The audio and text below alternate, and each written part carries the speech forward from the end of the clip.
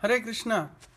So we are going to read from the book Krishna Yoga, and we are going to analyze the first chapter of the Yoga Sutras. So in the first chapter of the Patanjali Yoga Sutras, it deals with Samadhi. Samadhi means transcendental consciousness. Dhi means intelligence. So when your intelligence is perfectly in a state of transcendence, that is Samadhi. So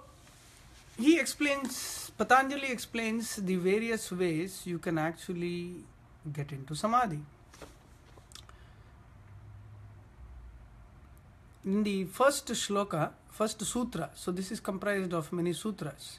Now we will see the sequence in which he has composed wonderfully how you can actually get into Samadhi. So with the preliminary knowledge, so what is the preliminary knowledge you should have? That I am spirit soul, I am Atma. So with this you begin the practice of yoga with the discipline, atha yoga anushasanam. So with the discipline practice of yoga. So, and what is the goal of yoga practice? The goal of yoga practice is tada drushtuhu swarupe vasthanam, is that you will realize the self. You are able to see the self. You are able to see the Atma. You are able to see yourself. So that is the goal, to see yourself. And this self is full of, is Sat Chit Ananda, is full of eternity, knowledge and bliss. We all want to be blissful. We all want to be happy. Nobody wants to die. We are eternal. So we want to get into that state of consciousness where we are actually eternal, and that state is actually Samadhi. Sat Chit Ananda, full of eternity, knowledge and bliss. Then, but if you do not practice yoga, what happens to you? Vritti sarupyam itaratra. You are carried away by the disturbances of your own mind, by the consciousness of your mind. So your mind could be in one of these five states. He says, pramana viparya vikalpa nidra smritayaha. So your mind could be in the state of pramana, means seeking proof. So there are three different types of proof. And we believe, I explained this in the last class, that is the proof of scriptures, not experimental as the material scientists. Viparyaya means false knowledge. So your mind could be in false knowledge, in illusion. Vikalpa, making kalpana, imagination, that's what most of us do. Nidra, in a state of sleep, and smrtaya, or just sitting with memories. So these five different types of thoughts. So Patanjali explains these five types of thoughts. So these I have explained in my last live class. So today's class I want to progress from that point. And Patanjali explains here from the Sutra 12 onwards, he explains how to control the thoughts of your mind. And this sutra, Abhyasa Vairagyabhyam Tan Nirodha, Krishna tells the same thing to Arjuna in the Bhagavad Gita. Abhyasa Vairagyabhyam Tan Nirodha, that the disturbing mental material thoughts should be controlled by Abhyasa. Abhyasa is regulated practice. And Vairagya. Vairagya means detachment. Abhyasa Vairagyabhyam Tan Nirodha means one has to stop mental. Nirodha means what? Destruction. So what are you trying to destroy? The mental material thought process. What is the mental material thought process? That I am this body and I have to enjoy. So to keep material hopes of material enjoyment, that is not survival, but trying to enjoy. Man has to survive, right? To survive, we need to eat, we need family, we need social life. But not at the cost of exploiting. So mental material thought process means to think I am a product of this material nature. I belong to this body, or this body belongs to me rather, and this world belongs to me, and I am meant to enjoy this.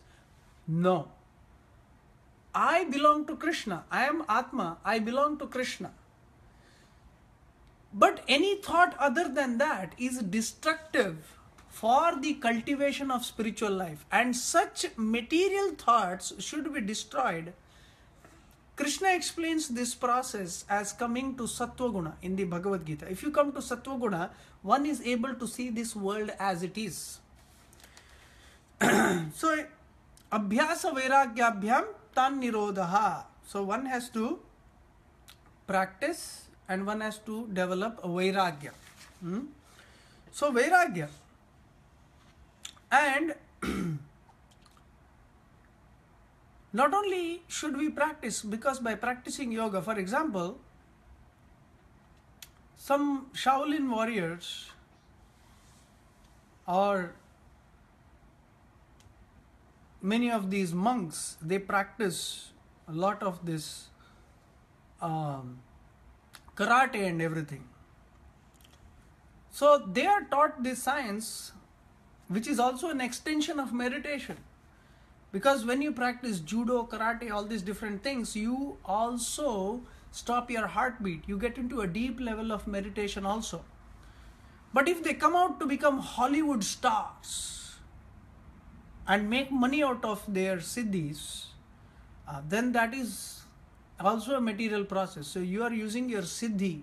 So in yoga, if you get some siddhi and you try to enjoy it, try to exploit it just to make some money, that is also dangerous. So that is why along with Abhyasa there is Vairagya. I may get some power, but if I use it to enjoy materially, then I am getting trapped by my own power. If you are a head of a big temple, then you have a lot of power. So people will ask your permission to take darshan, to do this, to do that.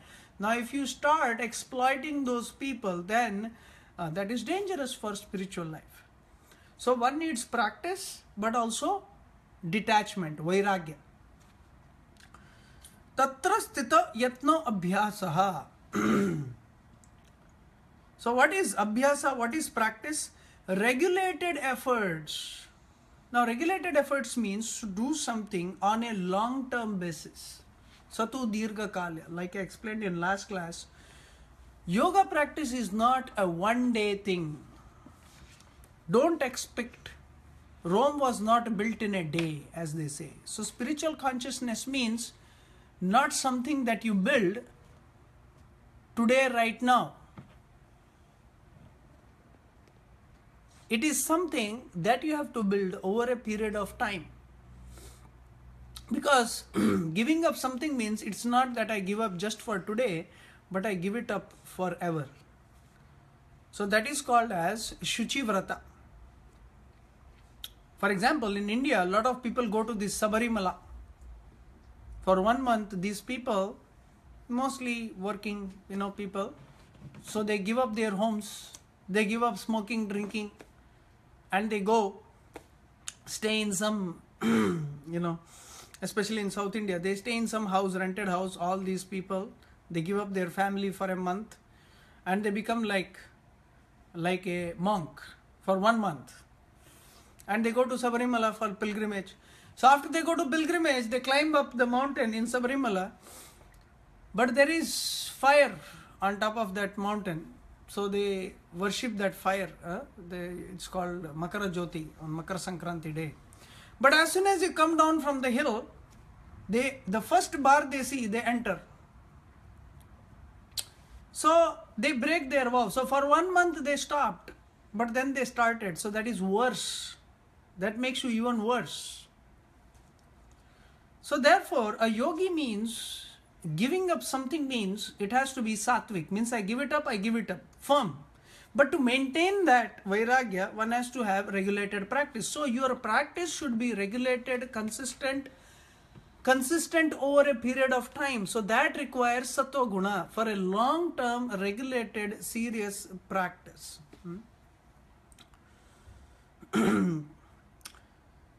Satu dirgha kala nairantarya satkara sevita drada bhumihi. So one should understand what he is practicing, and one should practice this over a period of time, understanding the meaning of that practice, understanding the depth of that practice.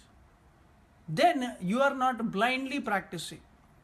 One is faith, but one cannot go on with blind faith for a long time. You begin with faith, but one has to cultivate knowledge. But as you come to sattva guna, sattvam lagu prakashakam. So by yoga practice, you come to sattva guna. Lagu prakashakam, you are free from so many material disturbances. Prakashakam, then it gives you automatically an understanding of spiritual knowledge. Drashta anushravika vishaya vitrishnasya vashikara samnya vairagyam. So then Patanjali gives a definition of what is vairagya. Not to thirst after objects of sense gratification which you have heard or seen. We watch some movie and it says, oh, you go to this place, it is so beautiful. Or you see some ad. Or you hear from some of your friends, oh, did you go to Disneyland? It's so wonderful. So then immediately there is a desire that develops in your heart. And then it doesn't go away. But with a higher understanding, I then don't want to enjoy that. I don't want to just want to blindly enjoy that, because I understand, according to Yoga Sutras, every material enjoyment, there is suffering. With every material enjoyment, there is a lot of suffering behind every material enjoyment. So that is why, if you are not connected in yoga, time takes you or deteriorates you and your consciousness. So if you don't build up your consciousness, it is automatically going down. So that is why practice is required. Just like if you sleep and wake up, your body becomes dirty. So similarly, if you don't practice yoga, your consciousness becomes dirty. Physical dirt is also a symptom. So if you clean yourself physically, you will feel mentally also more sattvic. Therefore, the mind is also continuously affected by material dust. So one needs to clean this material dust, purify this material dust. And as there is the purification of the mind, automatically you are detached from material suffering, from material attachments. So he says, if you are ultimately, if you achieve vairagya, if you achieve detachment from material sense gratificatory objects, so what is the next step? Tatparam purusha kyatehe guna vaitrishyam. So if you get detached from this body and everything related to the body, then you will understand the glories of the Purusha who is beyond the guna. So material world means it is because of it exists real, it appears real because of the three gunas. Sattva, Rajas, Tamas. Sattva, Rajas, Tamas. So it makes everything look real. Just like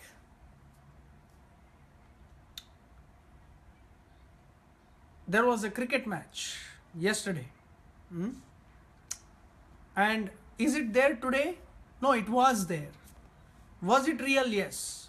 But is it real? Is it continuous? No. But can you catch it? Can you hold it permanently? No. Even if you don't want to watch something permanently in this material world, it is transitory. So in this material world, all pleasures are like that. It is there for some time. But if you do not even get attached to that pleasure, it doesn't even stick to your registry. It doesn't even stick to your memory. But why are you attracted to it? Because of the guna.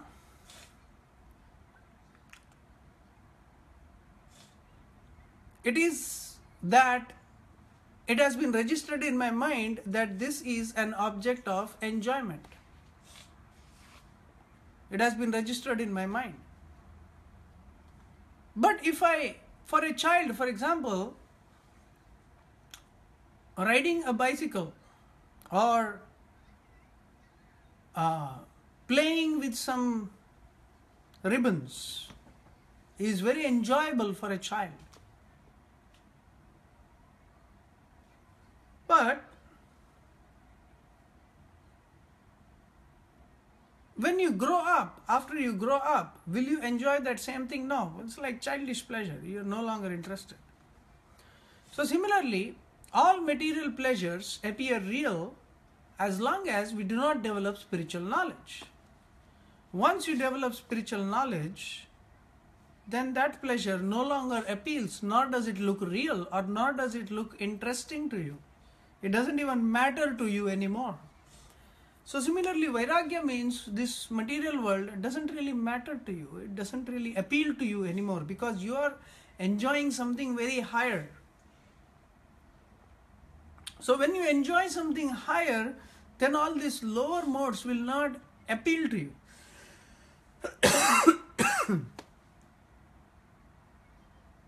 It will never appeal to you. So similarly,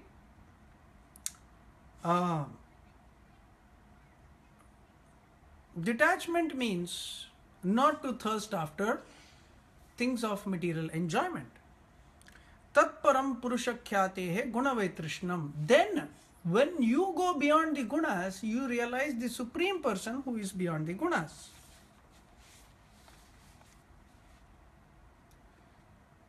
Krishna or God is beyond the guna, beyond the material guna, sattva, rajas, tamas. When you study the Veda, the word Veda means knowledge. Bhagavad Gita, Krishna explains that Traigunya Vishaya Veda Nistregunya Bhavarjuna. It says, Krishna says in Bhagavad Gita that this material world which is described in the Vedas, in most part of the Vedas, is full of trigunas. Means it says, to have a child, do this yagya, to go to Swarga, do this yagya, to do this, to achieve this, do this yagya, to do this yagya. So for everything there is some yagya, you do this and you get this material benefit. But liberation means, to achieve spiritual bliss means to get out of these small kinds of material enjoyment.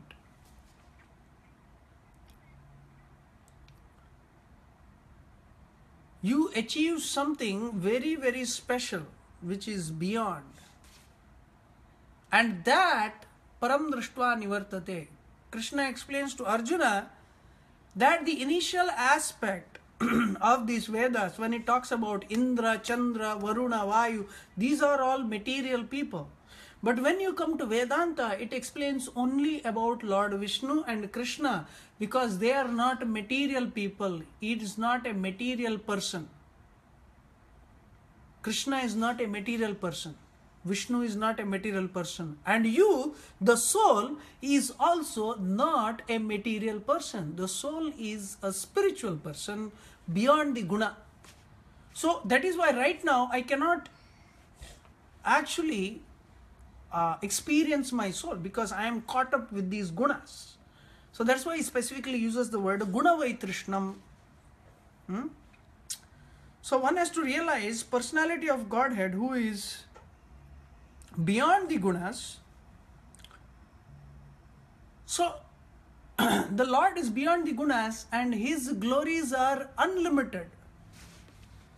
We are always only seeing limited. But spiritual world is unlimited. In fact, spiritual consciousness is unlimited. Material consciousness is limited. Everything is measurable. Everything has an end.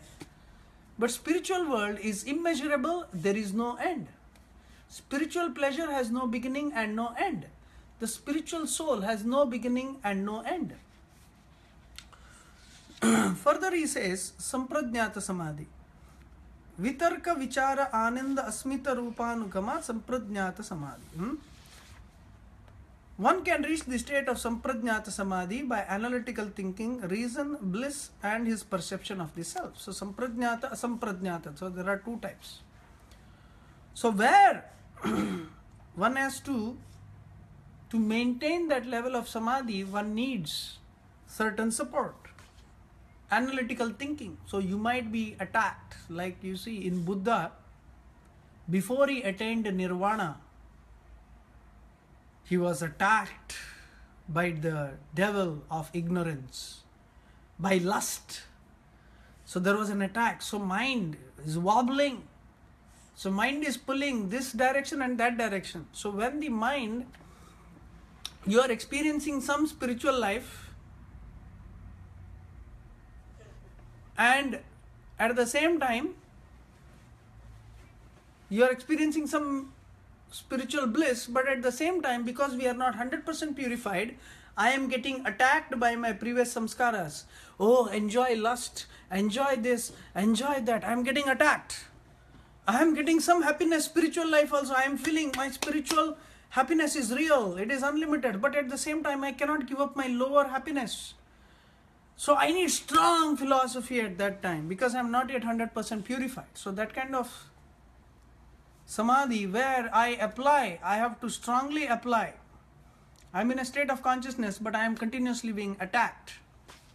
So till you completely liberate yourself, so then you need analytical thinking, reason, bliss, perception of the self, because the perception of the self is not completely continuous. When you are situated in the perception of the self, when you are in that self, when you are completely in the Srimad Bhagavatam, it explains right now, the Atma is here and there is the mind in the region of the soul. So it's like you are in a bubble.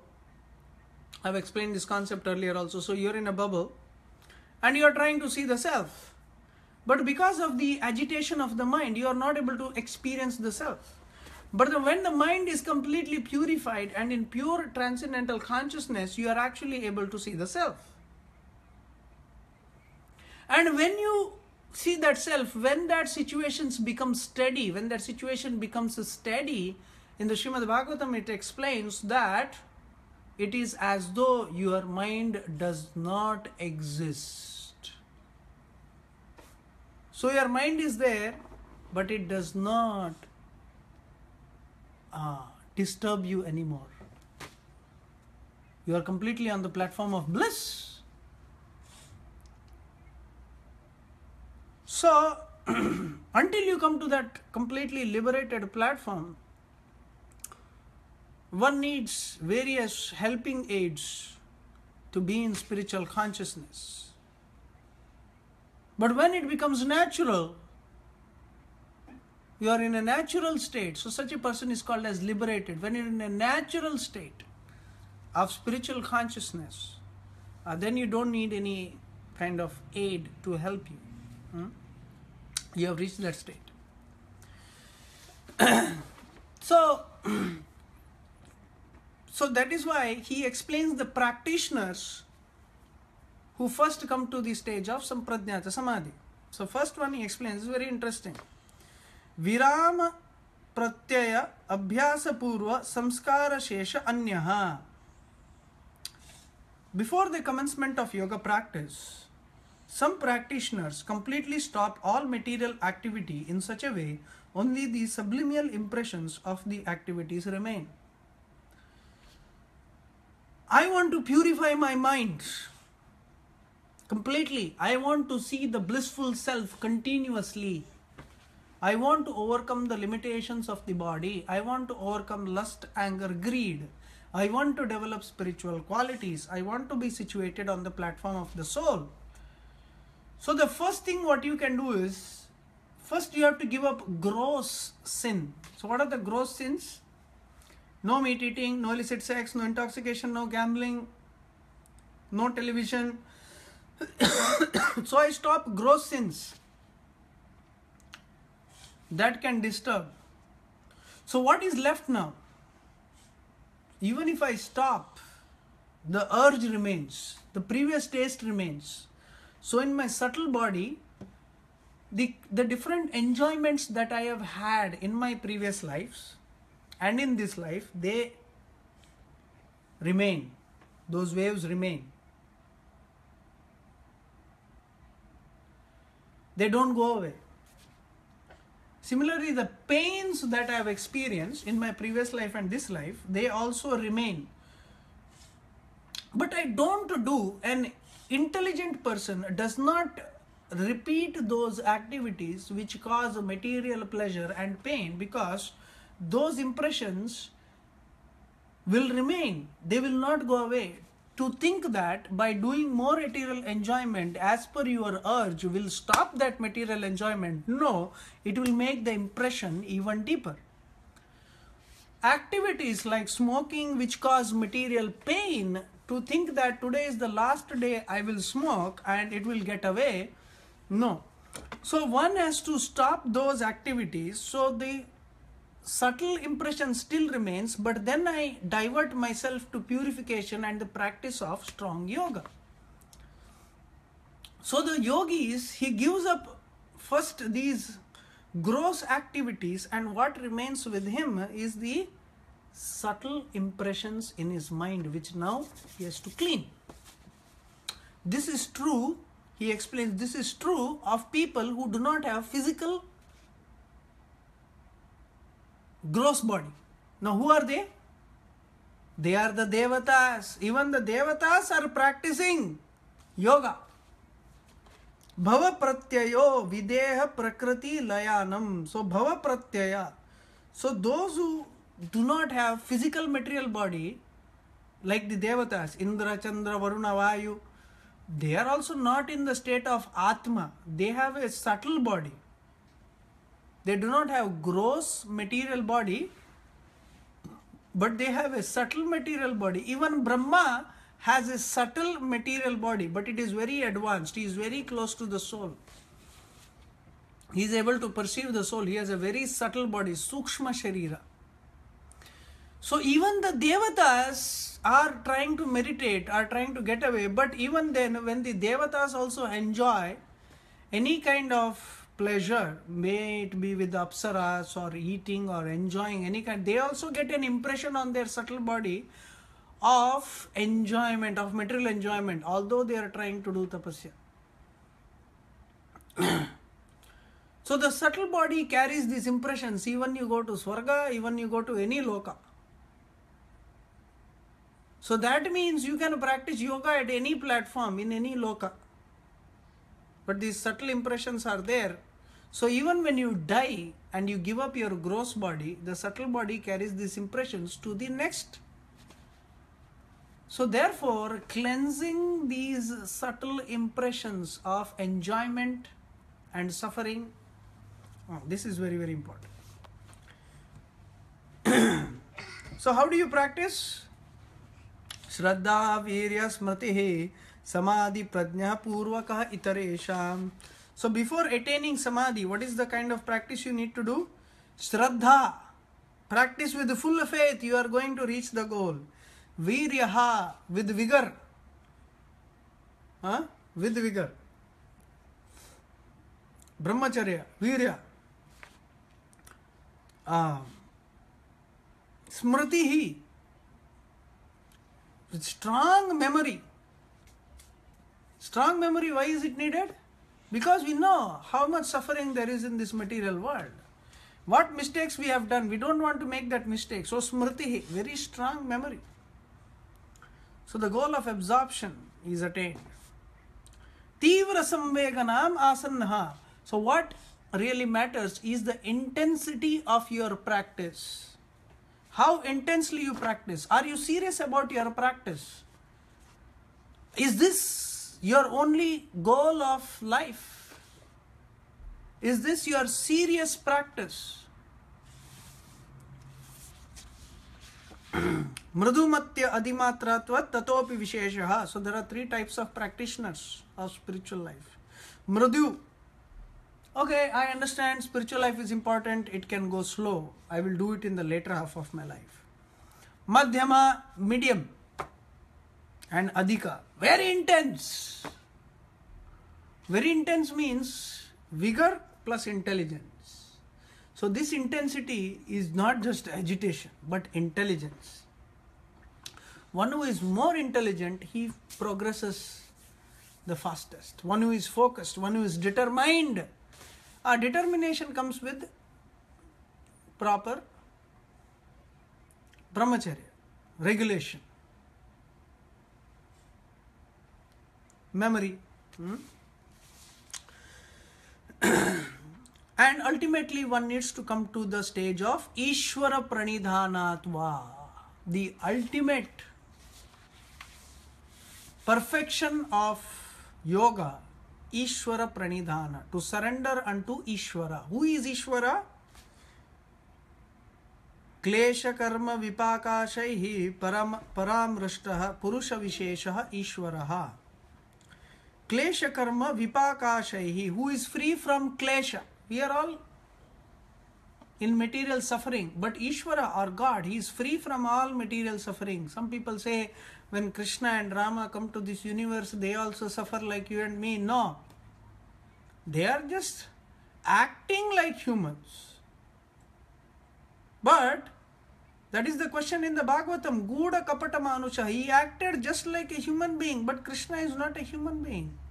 Krishna is completely spiritual, Rama is completely spiritual, but he plays the part of a human being, and his devotees recognize this is a special emotion he is playing, special leela that he is playing. So who is this? Klesha karma vipakashaihi paramrishtaha purusha visheshaha. So every soul is called Purusha, means the soul is enjoyer, but he is the supreme enjoyer. Purusha Vishesha. He is Purusha Vishesha. So the Lord is Purusha Vishesha. Tatra Niratishayam Sarvajna Bijam. He is the seed of all knowledge.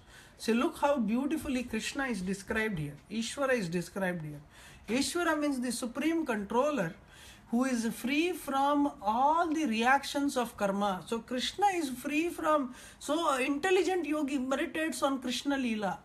He doesn't meditate on anything else. He is continuously meditating on Krishna Leela, Rama Leela.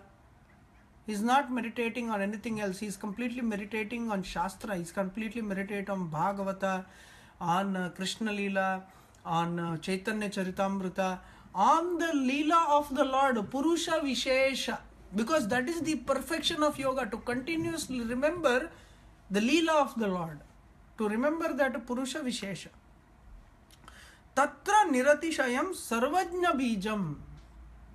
He is the seed of all knowledge. Sa eva purvesham api guru kalavanachchedat. So he is the guru of all living entities. So the Lord is the guru of all the jivas. He is present in our heart as Paramatma. So he is the actual goal of yoga, because he is right here guiding you. He is the guru who is guiding you to himself. So the external guru, so the guru within the heart, Paramatma, Lord Vishnu is residing within your heart. And this is explained even in the Hatha Yoga Pradipika. Om Tad Vishnu Paramam Padam. When your meditation is perfected, you will see, the Atma will actually see Paramatma, Lord Vishnu, within the heart. This is also explained in Uddhava Gita, that when you do pranayama, when your nadis are completely purified, when the mind is completely purified, what he sees in the end is Lord Vishnu within the heart. So, he is the guru. Tataha tasya vachaka pranavaha. See, what is his name? Tasya vachakaha pranavaha, Omkara. So that is why the Vedas also talk Omkara. The yogis also talk Omkara. All the Upanishads also talk about Omkara. And Krishna in the Bhagavad Gita says, this Omkara is directly representing me. So if you chant Hare Krishna or you chant Omkara, you get the same result. But if you chant the Omkara with the correct understanding that it is Lord Vishnu or Krishna, then you go to Vaikuntha. Om consists of 3 letters, A, U and a half Ma. So A is Krishna, U represents his energy, Radharani, Lakshmi, and Ma, half Ma, represents the Jivas. So the complete universe, the supreme absolute truth is in the Omkara. Tasya vachakah pranavah. Tat japaha tadarsha bhavanam. So he says one should chant the name of the Lord for his satisfaction. So chant Omkara, chant Krishna, the name of the Lord, chant this Omkara for the satisfaction of tadartha bhavanam, for his satisfaction. So the goal is to purify the body, to purify the mind, and to glorify the Lord. See, this is the goal of yoga. So purify your existence, purify the body, purify the mind, purify your intelligence, and when this intelligence is perfectly pure, you will be able to see yourself, you will be able to see the Lord, you will be able to glorify Him. That is the perfection of yoga. Ishvara pranidhanatva. Tatah pratyak chetana adhikama pyantara abhavascha. By chanting the holy name of the Lord, one can remove all obstacles on spiritual path, and the mind naturally gets attracted towards transcendence. Tatah pratyak chetana adhigamaha api antaraya abhavacha. So the mind gets completely attracted to the glories of the Lord when you chant His holy name. This is the secret of the Bhagavad Gita also. So in the 7th chapter, Krishna explains to Arjuna that by which the mind can be attracted to the Supreme Lord. And that is actually by chanting His glory. So what is explained here in the Samadhi Pada has a parallel in the Bhagavad Gita also. So the yogi, the actual yogi, his goal is to actually focus on the Supreme Lord. So we have defined the goal of the yoga practice. So the next class I will try to summarize the obstacles in yoga practice. So what are the obstacles and how to overcome these obstacles? So this is the analysis of the chapter 1, and we have reached almost half the chapter. So what are the obstacles and how to overcome these obstacles? So I will discuss this in the next class, hopefully tomorrow. Hare Krishna.